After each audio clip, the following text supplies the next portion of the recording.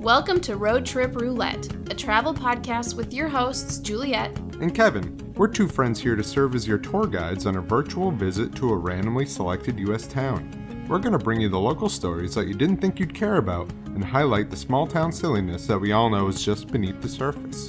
Join us as we explore America one town at a time to discover the little things that make it great and sometimes not so great. Buckle up, we're about to start the show.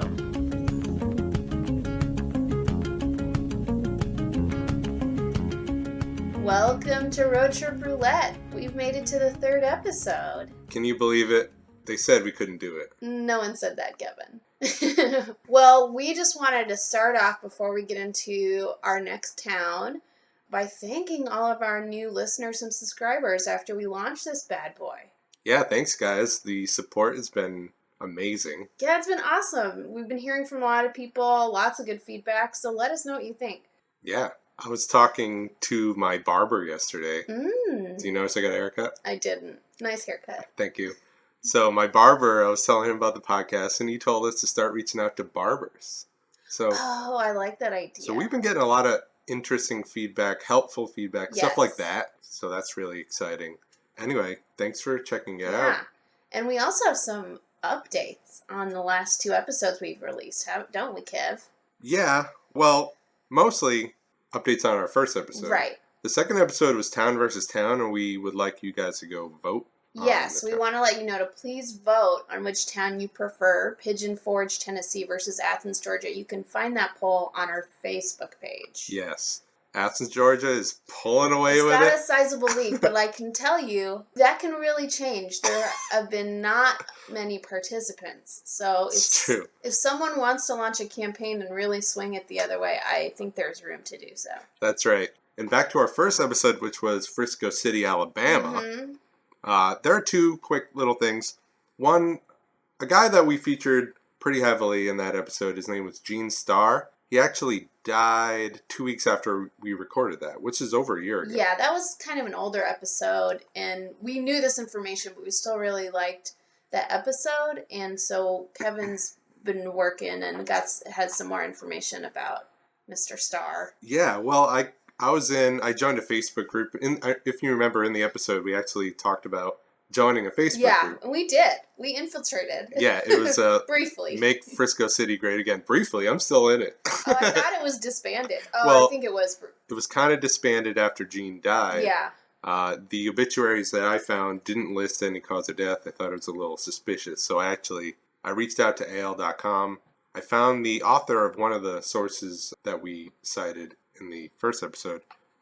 And he actually told me that he believes that he had a massive heart attack. So nothing too mysterious. Yeah, well, certainly tragic. But obviously our condolences to Mr. Starr's family. But it does simply add mystery to this already mysterious story. Yes, another layer.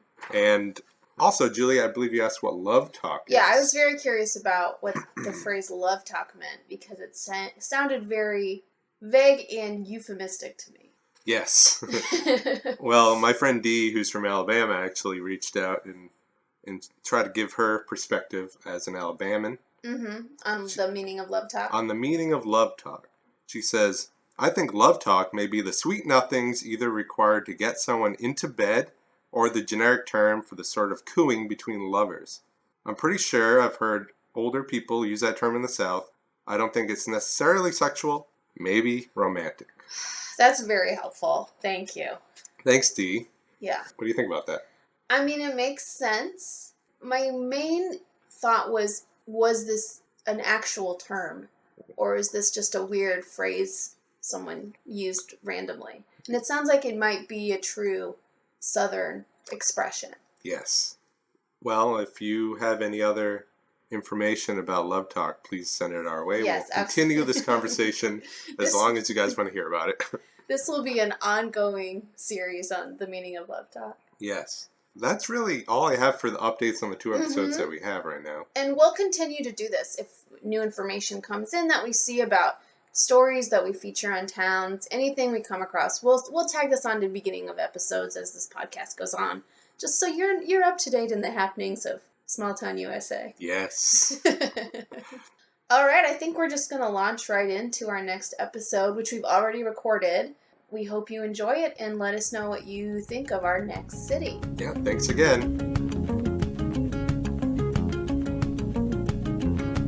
Hey, Juliet. Hey, Kevin. You ready to do another awesome episode of Roadtrip Roulette? I'm so ready to pick a new town. We've been getting some really cool ones lately. I'm excited to see that continues. Oh, right. We forgot to turn off the air conditioner. We live in Texas, and apparently September is still summer. Oh, of course it is. It's not summer till December. Oh, wait. It's not fall till December. It's not summer until it's winter. Oh, boy. Okay. Well, air conditioning's off. That means we can, in peace and quiet, There's one electrical outlet in this room, and it was occupied by the AC, and now it's occupied by our city picker. Yeah, we plugged that bad boy right in. Time to pick a city. Roadtrippod.com if you want to follow along and pick your own city. Let's randomly select a new city. Spin that wheel, okay? All right, where in the United States are we going today? Uh-oh. Oh, that's a lot of words. We are going to Hazelton Township. Aiken County, Minnesota. Ooh. We're just going to call it Hazelton, Minnesota. Yeah, Hazelton. Maybe we'll throw in the township to really lower expectations. Yeah, wow. Hazelton Township, Minnesota.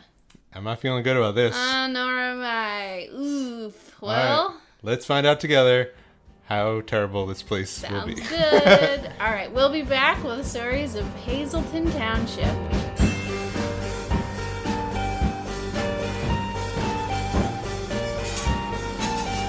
All right, Kev, you ready to talk about Hazelton? Yeah, Hazelton. I'm over it. Yeah, there's not a lot going on here at all. Nope. Before we looked things up, we didn't think there would be much. But hey, there's enough to talk about. Kind of, yeah. You'll see my... I hope we don't have the same story. Okay, I don't think we do. You go first, Kev. Okay. Well, let's start with some facts. Hazelton Township was incorporated in 1892. Hazelton was named after an early county commissioner named Cutler Hazelton. What a name. Cutler. The town is on Mille Lacs Lake, which is the second largest inland lake in Minnesota, which is saying something. Yes. If you go to its Facebook page, it is all... dudes, bros playing beer pong. I saw it too. Lake. Beefy boys with their shirts off, with man. signs that say, "What happens at the lake stays at the lake." Oh, that's a little bit of the culture of the lake. Yeah. There were some beefy boys. The town actually has 24 lakes in it that were named. Yeah, that was crazy. It's mostly water, this town. Yeah, lots of water, not a lot of people. I think there were something like 800 people in this town. Again, township, not a town. Yeah. Which I'm still not quite.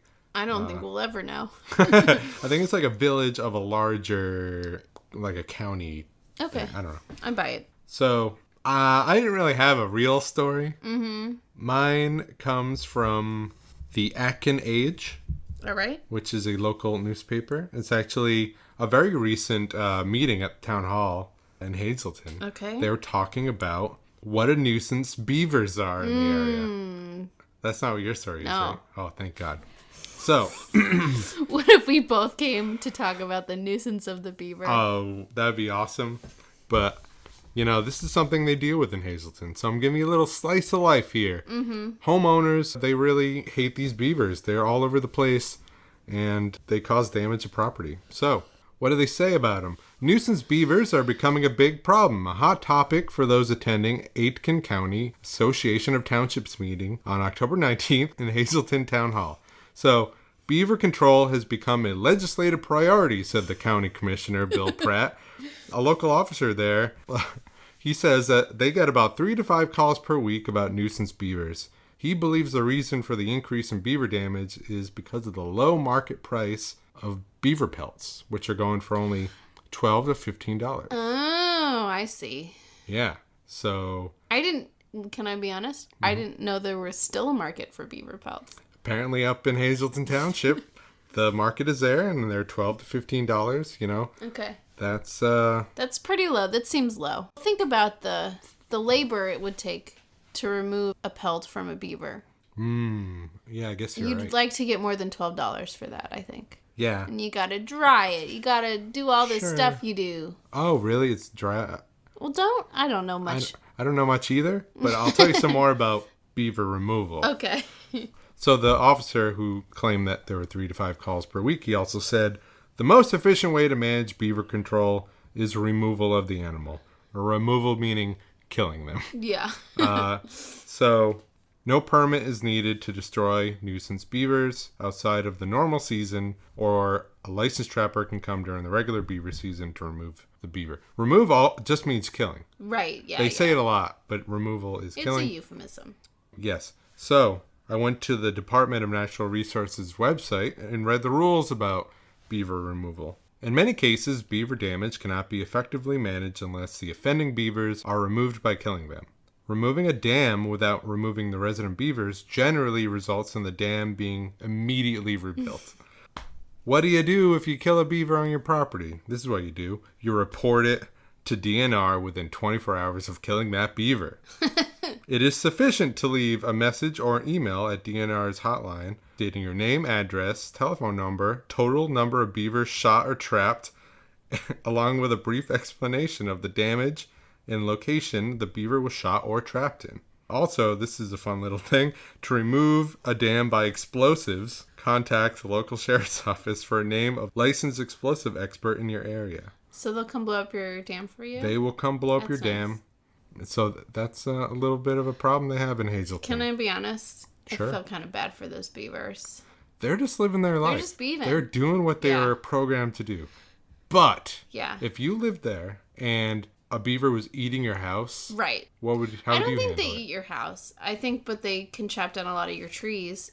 You know, for example, if you fish in the lake or stream behind your home, and a beaver builds a dam upstream, those fish aren't getting to you. That affects you and your livelihood. Yeah, they kept making references to property damage, though. So I don't know. I think that's like cutting down trees. Is it? Okay. I think so. Well, I could be wrong. I don't really know what beavers are capable of. I live in Texas. It does sound like most people kill them. Yeah. But they do give you ways to remove the beaver humanely. There are instructions that I did not write down because it was less interesting. So there used to be a restaurant in my hometown called Beavers. It was a sports bar. Mm-hmm. And it closed for a while and then reopened. And when it reopened, there's an article in the local trade paper saying that they wanted to make it more family friendly. It was now it used to be kind of a dingy sports bar. Kind of like a Hooters. Right. But now they're like, nope, it's not that anymore. We're family friendly. We're just called Beavers. It's just what we're called. So my mom read this article, thought it was hilarious. And I must have been 10 or 12. And her boyfriend and I went to go eat at Beavers. And they had little placemats with a bunch of facts about beavers. Sure. And dams and a little thing you could draw, beaver worm search. But the waitresses... I'm waiting for this. ...did still wear aprons that said, the best spread in town.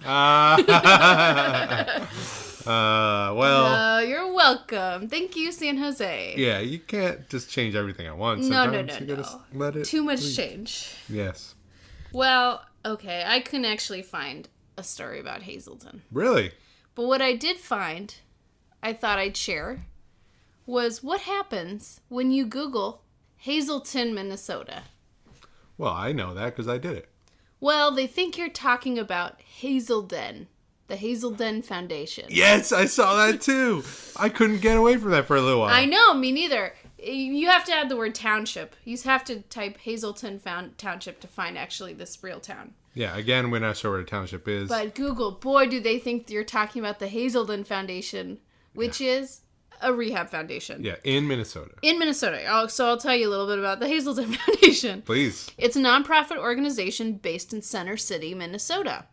Hazelton has alcohol and drug treatment facilities. And they're a big conglomerate in Minnesota, in several towns. Also in 2 towns in Oregon, in Naples, Florida, and in New York City. Wow. Oh, also Chicago, Illinois. It's a big deal. Yeah, those are primo locations. Yeah, it offers assessment and primary residential addiction treatment for youth and adults, including extended care and intermediate care, as well as outpatient treatment, aftercare services, and family program. In February 2014, it merged with the Betty Ford Center. So now it's called the Hazelton Betty Ford Foundation. Hazelden Betty Ford Foundation. The new headquarters are where the Hazelden Foundation headquarters were. So now Betty Ford is part of this and is also headquartered in Center City, Minnesota. Okay. Which I didn't know. I always think about rehab facilities being in, like, towns where there's a prominent entertainment industry. Well, but isn't the Mayo Clinic in Minnesota? I don't know. Maybe there's something about that fresh treatment. Minnesota air. Yeah, maybe. Who knows? But yeah, these are all over Minnesota. If Primo you're trying to get to Hazelton Township, you got to enter the whole thing because Google will insist you're looking for a rehab facility. Yes, and if you're a beaver trying to look for Hazelton Township, do not enter. Don't. Maybe go you back should. Go back in the yeah, lake. Or you should go to the Hazelton Betty Ford Foundation. Yes, you're safer there, for sure. Mm-hmm. That's all I got. I'm telling you, there's not a lot going on in this town. Yeah, I mean, we talked for 10 minutes about it. It's pretty good. Well, there you go. All right. Thanks for listening. Township. You know, they're not all going to be winners. Yeah, not all winners. And certainly Hazelton Township, you know, people are just living their lives there. Yeah, they sure are. So go make a friend, kill a beaver. Mm-hmm.